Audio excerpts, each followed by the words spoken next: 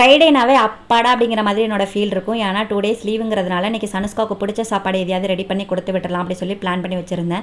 சனுஷ்காவுக்கு தக்காளி சாதம் ரொம்பவே பிடிக்கும். அதனால் அதையே ரெடி பண்ணி கொடுத்து விட்டுறலாம் அப்படி சொல்லிட்டு ஒரு குக்கர் வச்சுட்டு ஆயில் விட்டு ஆயில் சூடானதும் பிரியாணியால் பட்டை, கிராம்பு, கல்பாசி, பெருஞ்சீரகம் சேர்த்து பொரிஞ்சதுக்கப்புறம் வெங்காயம், பச்சை மிளகாய் சேர்த்து நல்லா வதக்கிக்கோங்க. இதிலே தக்காளி சேர்த்து தக்காளி நல்லா குழஞ்சி வரதுக்காக மஞ்சத்தூள், உப்பு சேர்த்து வதக்கினீங்கன்னா சூப்பராக குழஞ்சி வந்துடும். இஞ்சி பூண்டு பேஸ்ட்டு சேர்த்து அதோட பச்சை வாசனை போனதும் 1/2 டீஸ்பூன் அளவுக்கு மிளகாத்தூள், 1/2 டீஸ்பூன் அளவுக்கு மல்லித்தூள் சேர்த்துக்கோங்க. அந்த கிளிப்பு மிஸ் ஆகிடுச்சு, அதனால் கொடுக்க முடியல.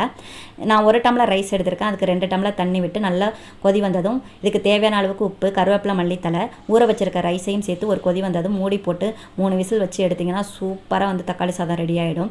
எங்கள் அம்மா சூப்பராக ரெடி பண்ணி கொடுப்பாங்க. அவ்வளோ ஒரு வாசனையாக இருக்கும்.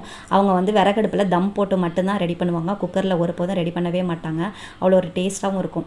எங்கள் ஸ்கூலில் வந்து நான்வெஜ் அலோடு கிடையாது. ஒன் டைம் வந்து பியூன் அண்ணா கோவமாக கேட்டாங்க, யாரா பிரியாணி எடுத்துகிட்டு வந்திருக்கா அப்படின்னு சொல்லிட்டு. அந்த அளவுக்கு வாசனையாக இருக்கும்.